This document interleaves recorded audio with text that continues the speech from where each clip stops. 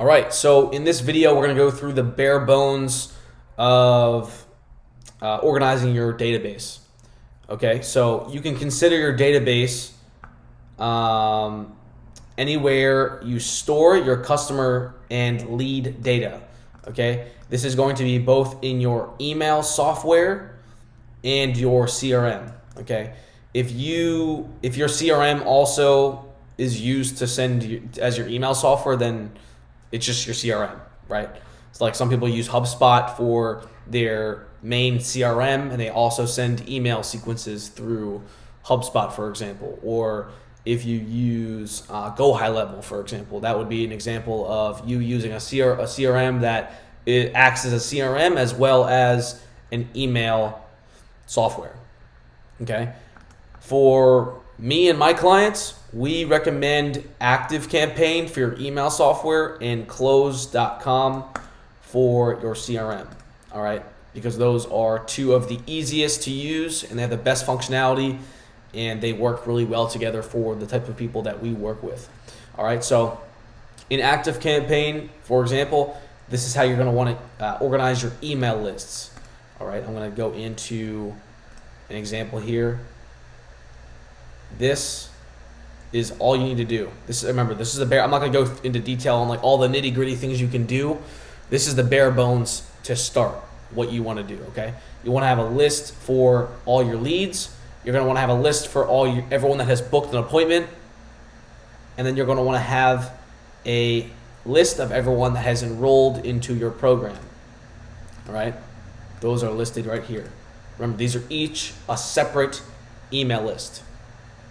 Okay.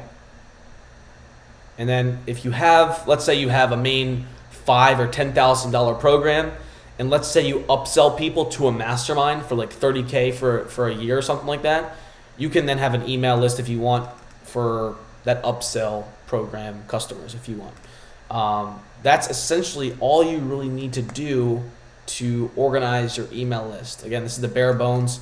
You don't really have to overcomplicate it. If you do it this way, if you do this very simple, like I just showed you, you can send an email campaign out. That's a one-off email campaign that is only for people that are leads, and you can exclude people that are customers or people that have booked a call. Or if you want to just exclude people that are customers, you can email all of your leads and exclude people that are customers. Or if you want to email everyone about if you want to email all your current customers about your mastermind or whatever your upsell offer is, you can make it sent to your customers, and you can exclude everyone in your upsell customers email list, for example. That's a very simple way to organize your email software with your email lists. Okay. Again, I recommend ActiveCampaign because it makes all this stuff super simple. All right. For your CRM, or in this case, I recommend using Close. This is how you're going to want to set up your CRM pipeline stages.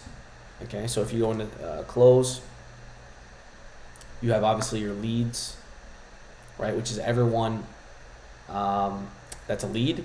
Okay, what I recommend you do is for your opportunities, in this case for Close, it's called opportunities, which is essentially your sales pipeline, like the actual step where you start bringing people through your pipeline here. This looks similar in any CRM that you'll use. You want to use these pipeline stages, okay? And I've listed them here. Okay, I have a couple extra in that account, but this is the way you can do it, the simplest, okay? Appointment book. So you want someone to be added as a deal. Like if you use HubSpot, for example, pipeline stages are called deals, quote unquote, in HubSpot, for example. If you use Close, it's called opportunities. Okay, but regardless, an opportunity or a deal is created when someone books a call. All right, whether they booked on their own through your Calendly, through your funnel from a Facebook ad, or if one of your sales reps calls one of your leads and books an appointment manually, either way, that's when an opportunity or a deal gets created, and they would be entered into the pipeline as appointment booked. Okay, they'd be entered into the first stage of the pipeline. The second one you want to do is appointment rescheduled. Okay, many times your sales reps will call people that have a call booked that's upcoming, and they might have to reschedule for some reason, right? If that's the case and the call gets rescheduled for a later day, you are going to add them to appointment rescheduled. Okay? If someone is a no-show, they didn't show up for your appointment, they are a no-show, you're going to add them to this pipeline stage. Then you're going to have one for appointment completed, not closed. This one's for people that got on the sales call was conducted, and the close did not happen. The person did not get closed yet. These are the people that you're following up with super heavy, right? People that understand it, they're interested, they just haven't closed yet. Okay? Then you're going to have your one section, which is people that have been closed, and then your lost section, people that the deal has not been closed and it's no longer worth following up for whatever reason, right? It's not an ideal fit, for example. Okay? You can add other stages here if you want to make it more custom, but this is the bare bones of what you want to have in your pipeline for your sales team to have everything organized. Okay? So set your email software, your ActiveCampaign account, set your email lists up like this, and set your CRM pipeline stages up like that. All right? Get that done, and then I'll see you in the next step.